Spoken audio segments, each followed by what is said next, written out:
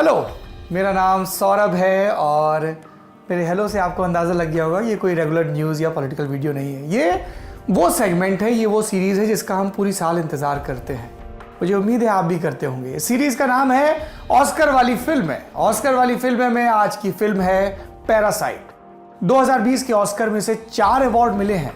Best picture, best director Bong Joon हो को, best original screen play और best international feature film. ऐसा क्या है पैरासाइट में, ऐसा क्या है बॉन्ग जून हो के डायरेक्शन में, अपन इस पर बात करेंगे।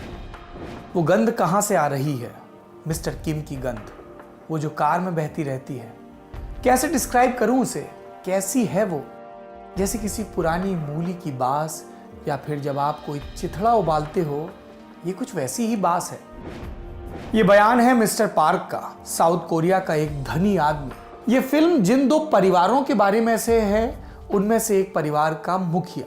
पार्क जब अपने आलीशान विला के सोफे पे लेटा होता है तो अपनी पत्नी से ये बात कह रहा होता है जो आपने सुनी। और वो जिस मिस्टर किम के बारे में बोलता है कि उससे बास आती है, वो फिल्म की दूसरी फैमिली का मुखिया है, गरीब है, और वो ये बात सुन रहा होता है क्योंकि सोफे के सामने मेज है और उसके नीचे वो छिपा है अपने परिवार के साथ। अपने बारे में ये बातें सुनकर वो आंखें बंद कर लेता है, गहरी पीड़ा के बाद जैसे बंद करते हैं ना वो। और पीड़ा किस बात की? किम सोचता था कि मिस्टर पार्क और उनकी पत्नी भले लोग हैं, साफ दिल के, निष्कपट, लेकिन ये दूसरा रूप दिख गया। और फिल्म में इस मोमेंट के बाद किम मुस्कुराना बंद कर देता है। अब तक उसका जो एटीट्यूड था ना, मुफलिसी में भी खुश रहना, पॉजिटिव रहना, वो मर जाता है। आपने पैरासाइट की एक झलकी देख ली। अब जैसे यार दोस्त पूछते हैं ना प्लॉट बताओ, तो प्लॉट शुरू करते हैं। कहानी 4 लोगों की एक फैमिली से शुरू होती है। यह है किम फैमिली। ये लोग साउथ कोरिया की जो कैपिटल है सऊल, वहां पर रहते हैं, एक सेमी बेसमेंट इलाके में। घर में किम की वाइफ है, बेटी की जुंग है और बेटा की वू है। बच्चे टैलेंटेड हैं, घर में खूब मेडल लटके हैं, लेकिन बेरोजगार हैं। पार्ट टाइम धंधा करते रहते हैं। कोई पिज्जा बॉक्स के लिए गत्ते मोड़ने का काम करता है और ये काम भी इंटरनेट पर वीडियो देखकर सीखता है। आम ज़रूरतों के लिए भी ये पैसे के सोर्स नहीं होते तो फ्री पर आश्रित रहते हैं। पड़ोसी के यहाँ से इंटरनेट, फ्री वाईफाई चला लिया। मोहल्ले में मच्छर मारने वाली मशीन आई तो खिड़की खोल दी, धुआं अंदर आए, फ्री में सफाई हो जाए, बदबूदार खटमलों से मुक्ति। एक दिन क्या होता है, इस फ्री की जिंदगी जीने के बीच की का पुराना दोस्त मिलने आता है। वो बहुत पैसे वाले मिस्टर पार्क की बेटी का ट्यूटर है, मास्टर जी, अंग्रेजी पढ़ाता है। वो कीवू से कहता है, यार मैं तो बाहर जा रहा हूँ, जॉब खाली है, तुम्हारी अंग्रेजी अच्छी है, तुम्हारा नाम रिकमेंड कर देता हूँ, तुम चले जाना। लेकिन एक प्रॉब्लम है, कीवू के पास यूनिवर्सिटी की डिग्री नहीं है। ऐसा नहीं कि उसने ट्राई नहीं किया, 4 बार एंट्रेंस दिया, एडमिशन नहीं मिला। वो दोस्त से कहता है कि ये दिक्कत है। डिग्री का एक तोड़ निकलता है। भाई साहब बोलते हैं तुम्हारी बहन है, फोटोशॉप की उस्ताद है, उससे नकली डिग्री बनवा लो। और वो ऐसा ही करता है। अगले दिन पार्क फैमिली के यहाँ जाता है। इंटरव्यू में मिसेस पार्क को खूब इम्प्रेस करता है, ट्यूटर की नौकरी मिल जाती है और यहीं से इस फैमिली में, पार्क फैमिली में, उसकी फैमिली की एंट्री होनी शुरू होती है। एक एक करके किम के घर के सब लोग यहाँ आ जाते हैं। कैसे आते हैं ये देखना मज़ेदार है। आगे और भी मज़ा है क्योंकि इस घर में एक फैमिली और रह रही है जिसके बारे में इन 2 फैमिलीज़ को नहीं पता। पैरासाइट फैमिली, जिसके बारे में आपको कैसे पता चलेगा, क्योंकि ये तो गटर चैम्बर में बने कॉकरोच की तरह रह रहे हैं। लेकिन जब ये तीसरी फैमिली सामने आती है तो बहुत हिला देने वाला घटनाक्रम रूप लेता है। ये कहानी देखते हुए हम हंसते हैं, फिर अवाक रह जाते हैं और आखिरी में ऐसे गला भर जाता है ना, वैसे रुआंसे हो जाते हैं।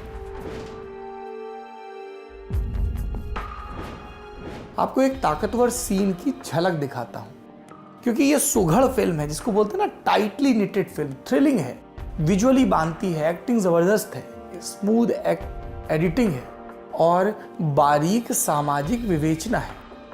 और ये सारी चीज़ें इस एक सीन पर आके मिलती हैं। क्या है सीन? पार्क फैमिली है, उसके बेटे का बर्थडे है, वो कैंपिंग करने जाते हैं। पीछे से जो पैरासाइट फैमिली है वो पार्टी करने लगती है उनके आलीशान बंगले में। शराब, गप्पे, सपने। और तभी घर में कुछ होश उड़ा देने वाला होता है। खलबली मचने लगती है। वो उसमें फंसे होते हैं कि पार्क फैमिली भी लौट आती है। उन्होंने अपनी ट्रिप कैंसिल कर दी। किम, उसकी बेटी और बेटा अब टेबल के नीचे छिपे हैं। सब सो जाते हैं थोड़ी देर बाद और फिर चुपके से ये फैमिली घर से निकलती है, अपने घर की तरफ जाती है। मूसलाधार बारिश हो रही है और ये सीन हक्का बक्का कर देता है, क्योंकि कोरिया के एक धनी परिवार के बंगले से निकलकर ये जब अपने सेमी बेसमेंट वाले घर में जाने के लिए शहर में दाखिल होते हैं तो लगता है कि नीचे उतरते ही जा रहे हैं, उतरते ही जा रहे हैं। गोया शहर का नहीं, नरक का अनगिनत सीढ़ियों का ये सफर है। और यहाँ पे समाज में गरीब अमीर के बीच का अंतर हथौड़े की तरह हमारे माथे के बीच लगता है। आप देखो, एक तरफ ये फैमिली है, दूसरी तरफ पार्क फैमिली है। उनका नन्हा बेटा है जो इस घोर बारिश में अपने बगीचे में अमेरिका से मंगाए वाटरप्रूफ टेंट में सोने का एडवेंचर ले रहा है। उसके लिए बारिश रोमांच है। और पैरासाइट फैमिली ये घर पहुंचती है तो देखती है कि नाले का पानी इसमें भरा हुआ है। उनके लिए बरसात रोमांटिक या पोएटिक नहीं होती। क्या है ऐसा इस पैरासाइट में?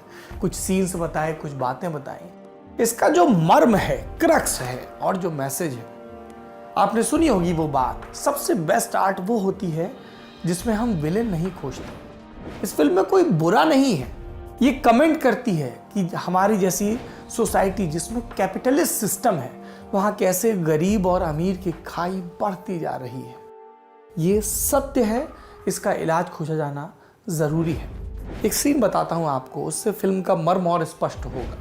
किम कहता है ये फैमिली बहुत भोली है ना, खासकर मालकिन। वो बहुत निष्कपट और अच्छी हैं, अमीर हैं फिर भी अच्छी हैं। और इस पर पत्नी चुंगसुक जवाब देती है, अमीर है इसलिए अच्छी नहीं है, अच्छी है क्योंकि वो अमीर है। अगर मेरे पास इतना सारा पैसा होता तो मैं भी अच्छी होती, बल्कि उससे ज़्यादा अच्छी होती। फिल्म है, काल्पनिक है और कितनी सच्ची है, कितनी सच्ची है। आंकड़ों से बताऊं आपको, ऑक्सफैम की हालिया स्टडी आई है जो बताती है कि 2153 ये दुनिया के अरबपतियों की वो संख्या है जिनके पास दुनिया के 460 करोड़ लोगों से ज़्यादा पैसा है।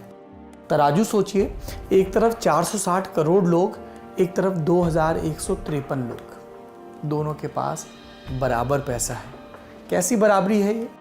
स्टडी ये भी बताती है कि भारत के 95 करोड़ लोगों के पास जितना धन है, उससे 4 गुना दौलत, ज़्यादा दौलत देश के 1% लोगों के पास है।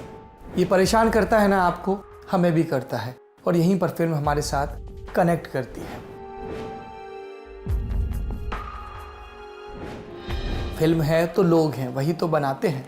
इसलिए इस सेक्शन में हम आपको पैरासाइट के लोगों से मिलवाएंगे जिन्होंने ये मास्टरपीस रचा है। सबसे पहले बारी आएगी डायरेक्टर की। इस फिल्म को डायरेक्ट किया है बॉन्ग जून हो ने। नाम रट लीजिए अगर सिनेमा में दिलचस्पी है। उनको 21वीं सेंचुरी के बेस्ट डायरेक्टर्स में गिना जाता है और इसकी वजह है, पहले तो उनको आपको एक ट्रेट बता देते हैं। कॉफी शॉप में बैठकर लिखते हैं, बहुत कम लोगों से बात करते हैं। 25 साल का टोटल करियर है उनका फिल्मों में और 25 साल में सिर्फ 7 फिल्में बनाई, यानी कि 2.5 साल में एक फिल्म। हिंसा, ब्लैक ह्यूमर, सटायर, सोसाइटी और इंसान, ये उनकी थीम होते हैं। साल 2003 में उनकी फिल्म आई थी मेमोरीज ऑफ मर्डर और यहीं से वो चर्चा में आए थे। क्या है ये प्लॉट? कोरियाई इतिहास में जो सबसे पहले सीरियल मर्डर्स हुए, ये फिल्म उस पर बेस्ड है। इस फिल्म में 2 पुलिस वाले होते हैं जो सीरियल किलर को खोजते हैं, जांचते हैं। एक्टर, डायरेक्टर हो गए, अब एक्टर की बारी। फिल्म में किम का रोल, आपने बार बार किम का जिक्र सुना, मिस्टर किम कोरियन एक्टर हैं, सॉन्ग कॉन्ग हो, उन्होंने ये रोल किया है। थिएटर बैकग्राउंड से आते हैं और बॉन्ग के साथ पहले भी कई फिल्में कर चुके हैं। मैंने अभी आपसे मेमोरीज ऑफ मर्डर का जिक्र किया, उसमें भी वो पुलिस वाले बने थे। ये भाई साहब किम की जो पिछली फिल्में थी, द होस्ट या स्नो पियर्सर, इनमें भी दिखे थे। पैरासाइट के दूसरे एक्टर हैं किम के बेटे का रोल करने वाले, इनका नाम है चोई वू शिक। ये जो बॉन्ग की पिछली फिल्म थी ओग्जा, उसमें भी थे। ये 2017 में फिल्म आई थी। यंग एक्टर हैं, कमाल के एक्सप्रेशन देते हैं फिल्म में। अगर आप जॉम्बीज वाली हॉरर मूवीज के शौकीन हैं तो इनकी एक्टिंग वाली फिल्म ट्रेन टू बुसान, ये भी एक शहर है कोरिया का, जरूर देखें ट्रेन टू बुसान। जनवरी 2020 में फिल्म के एक्टर्स ने अमेरिका में एक्टर्स गिल्ड का नामी अवार्ड जीता। मिस्टर पार्क का रोल करने वाले ली सन कियन ने तब पता है क्या कहा था? मैं थोड़ा शर्मिंदा हूँ, ऐसा लग रहा है जैसे हम लोग हॉलीवुड के पैरासाइट हो गए हैं। बात मजाक में कही गई है पर सच है। कैसे? 2019 में फ्रांस का जो कान फिल्म फेस्टिवल होता है, जिसमें अपने यहाँ कौन गया, किसने क्या पहना, इस पर बड़ी खबरें होती हैं। ये फिल्म का फेस्टिवल है, इसका सबसे बड़ा अवार्ड है पाम डोर, और ये जीतने वाली पैरासाइट पहली कोरियन फिल्म थी, जबकि उनका 100 साल का इतिहास है। बेस्ट फॉरेन फिल्म, इसका गोल्डन ग्लोब भी जीता, बाफ्टा जीते, 150 टोटल अवार्ड जीते। फिर क्या किया? फिर साउथ कोरिया ने इसको अपनी ऑफिशियल एंट्री के तौर पर ऑस्कर में भेजा, बेस्ट फॉरेन लैंग्वेज फिल्म की कैटेगरी में। इस कैटेगरी का अब नाम बदल गया है, अब ये कहलाती है बेस्ट इंटरनेशनल फिल्म। इसमें फिल्म नॉमिनेट हो गई, शॉर्टलिस्ट हो गई, और फिर जब ऑस्कर हुए तो ये गैर अंग्रेजी भाषा की फिल्म 4 अवार्ड जीत गई। बेस्ट इंटरनेशनल फिल्म का अवार्ड तो जीता ही, बॉन्ग ने बेस्ट डायरेक्टर का और बेस्ट स्क्रीन प्ले का अवार्ड जीता, यानी 2 ट्रॉफीज घर लेके आए। और सबसे बड़ा धमाका ऑस्कर सेरेमनी के आखिरी के लिए बचा के रखा गया था। सबसे लास्ट में वो लोग अनाउंस करते हैं बेस्ट फिल्म इस साल की, और 2019 की बेस्ट फिल्म थी पैरासाइट। पहली बार ऐसा हुआ कि किसी विदेशी भाषा में बनी फिल्म ने ये अवार्ड जीता। ऑस्कर की 92 साल की हिस्ट्री में ये कभी नहीं हुआ। इसलिए अब जिस आदमी की वजह से ये सबसे ज्यादा मुमकिन हुआ, उसको सुनने का वक्त है, बॉन्ग को सुनने का वक्त है, क्योंकि उन्होंने बेस्ट डायरेक्टर का अवार्ड लेते हुए एक यादगार स्पीच दी। क्या बोले थे वो? उनका कहना था, मुझे लगा था बेस्ट इंटरनेशनल जीतने के बाद मेरा आज का हो गया, लेकिन थैंक यू, सिनेमा की पढ़ाई करते हुए मैंने एक सबक अपने दिल में गोद डाला था। The most personal is the most creative. जो कहानी सबसे निजी है वही सबसे ज्यादा रचनात्मक है। जब सिनेमा के स्कूल में था तो मार्टिन स्कॉर्सेज़ी की फिल्मों को पढ़ता था। पता नहीं था कभी उनके साथ नॉमिनेट होऊंगा, जीतना तो बहुत दूर की बात है। Thank you Quentin Tarantino. जब मेरी कोरियाई फिल्मों को अमेरिका में लोग जानते तब नहीं थे, तब टेरेंटिनो उन्हें अपनी सालाना फेवरेट लिस्ट में मेंशन किया करते थे। टॉड जोकर बनाई, सैम 1917 बनाई। ग्रेट डायरेक्टर हैं ये। अगर एकेडमी इजाजत दे तो मैं अपनी ट्रॉफी को 5 हिस्सों में बांटूं और इन सब से आप सबसे शेयर करूं। तो आपने देखा, ये डायरेक्टर नहीं, इंसान भी अच्छे हैं। कृतज्ञता, जिनसे सीखा, उनके प्रति विनम्रता कितना जरूरी मूल्य है। पैरासाइट पर जाते जाते 2 बातें अपन आपको और बताएंगे। कई लोगों को लग सकता है अच्छा इतने अवार्ड जीते, आर्ट हाउस टाइप की फिल्म होगी। ये अर्धसत्य हो सकता है, क्योंकि इसने पैसा भी हचक के कमाया है। भारतीय रुपयों के हिसाब से बताऊं आपको तो 80 करोड़ रुपए में फिल्म बनी और 1200 करोड़ रुपए कमा चुकी है। और दूसरी बात, ये खुशखबरी की तरह है। HBO इस फिल्म पे मिनी सीरीज बना रहा है। बॉन्ग भाई साहब इसे लिख और प्रोड्यूस कर रहे हैं एडम मके के साथ। ये एडम मके कौन है? आपने वाइस देखी है, द बिग शॉट देखी है, वो इन फिल्मों के डायरेक्टर हैं। ये 2 धांसू लोग साथ आ रहे हैं तो मिनी सीरीज भी जाबड़ होगी। ऑस्कर वाली फिल्म है ललन टॉप की ये सीरीज। अगले एपिसोड में, दूसरे एपिसोड में आपको दिखाएंगे कहानी 1917 की, कहानी फर्स्ट वर्ल्ड वॉर की, कहानी 2 ब्रिटिश सोल्जर्स की जिन्हें एक खतरनाक मिशन दिया जाता है, जो पूरा नहीं हुआ तो लाशें बिछ जाएंगी। बाकी आपको हमारा कंटेंट पसंद है तो ललन टॉप के कारवां के साथ जुड़िए। यूट्यूब पे सब्सक्राइब करिए ललन टॉप के चैनल को। फेसबुक पर देख रहे हैं तो पेज लाइक करिए, और सी फर्स्ट के ऑप्शन का जो सितारा है उसको भी हौले से छू दीजिए। शुक्रिया।